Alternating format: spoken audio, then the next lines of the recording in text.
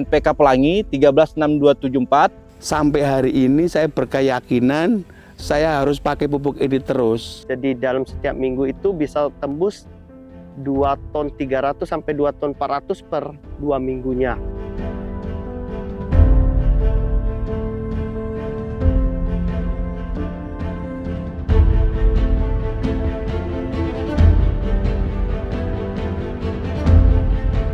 Waktu saya bungkus, saya coba bungkus. Alhamdulillah bisa panen.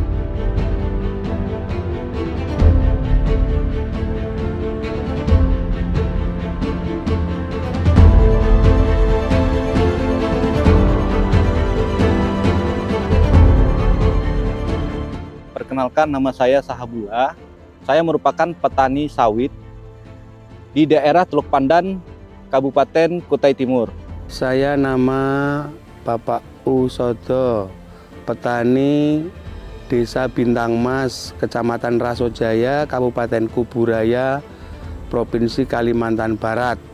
Halo, nama saya Silvinus dari Kabupaten Landak, Kecamatan Ngabang, khususnya di tempat kami, Amboyo Inti. Nama saya Mahmudi. Jadi saya berasal dari Lok Tuan.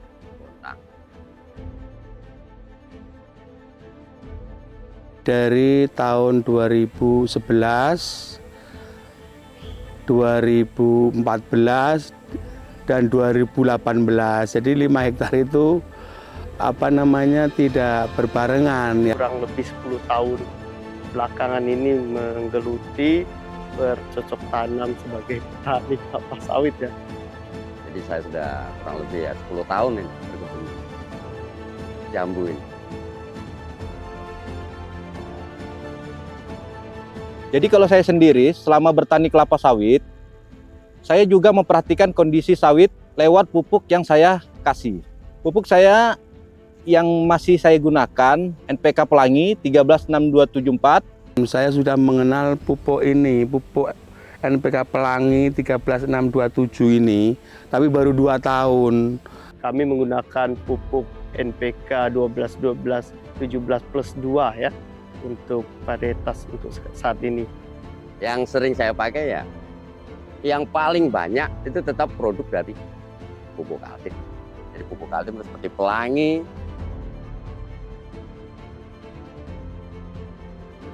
Sejauh ini saya merasa pupuk itu kalau diaplikasikan membawa efek berbeda ke tanaman saya. Contoh kecilnya seperti tanaman saya lebih banyak buahnya bagus, hasil panennya meningkat. Pupuk ini kan tinggi kaliumnya ya, cocok dengan umur kelapa sawit saya. Karena tanaman belum produktif, saya masih menggunakan pupuk seadanya. Pernah pupuk bersubsidi, pernah pakai pupuk tablet, pernah pakai pupuk NPK yang karungnya coklat, kemudian baru mengenal ini sekitar 2 tahun.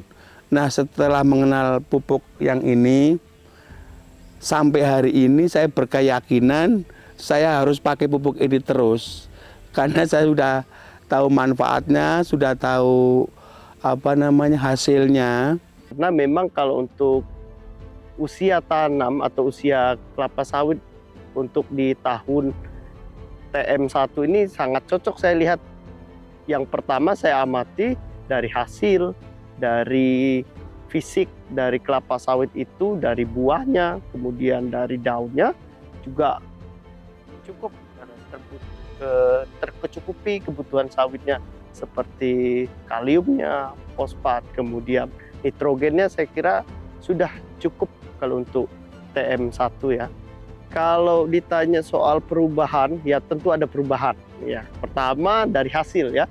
Jadi hasilnya itu cukup memuaskan karena di setiap saya rotasi panen itu 2 minggu sekali dalam satu kali panennya itu kami gunakan 2 minggu sekali.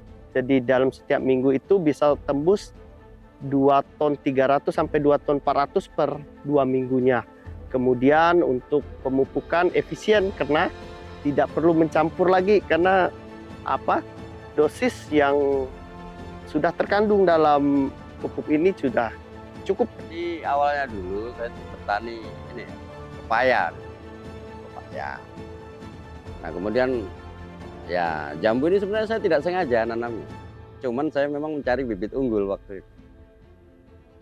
Jadi akhirnya pada saat pepaya ini gagal, jambu tadi yang bisa produksi. Gitu. Saya lihat berbunga dia kan. Sedangkan di sini lahannya marginal.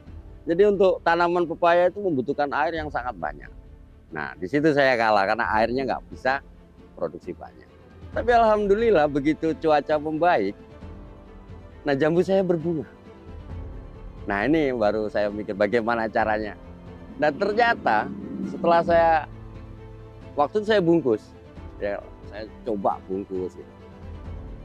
Alhamdulillah bisa panen. Dan bedanya saat itu kenapa saya semangat bertani jambu. Waktu itu yang bisa saya produksi mungkin dari 100 bungkus, itu kurang lebih hanya 2 bungkus yang bisa menghasilkan. Tapi alhamdulillah waktu itu sempat terkumpul sekitar dapat 50 kilo. Untuk seluruh panenan itu dapat 50 kilo. Nah waktu itu saya langsung jual. Maksudnya ke tetangga-tetangga aja, saya langsung patok harga 25.000. Laku. Nah, jadi kalau ingin kualitas baik ya kita harus memberi pupuk yang seimbang. Karena ya alhamdulillah saya juga belajar secara otodidak bahwasanya setiap tanaman itu membutuhkan minimal 20 unsur hara. Dan alhamdulillah anak saya itu dia sekolahnya itu suka di hal-hal kimia.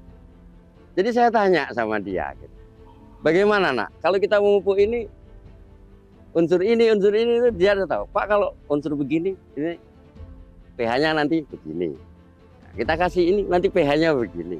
Jadi dari bahan-bahan kimia tadi terus terang saya juga belajar dari anak saya. Gitu. Jadi anak saya yang ngerti kimia tadi itu saya pelajari. Dan anak saya sih nggak ngerti dia untuk apa ini rumus ini. Nah jadi untuk aplikasinya saya. Lalu harapan saya sih mungkin Pupuk Kalimantan Timur bisa berinovasi, menciptakan produk-produk baru khususnya di sektor perkebunan kelapa sawit. Bisa juga memperbanyak program-program yang ada hadiahnya. Mungkin bisa mempermudah petani seperti saya.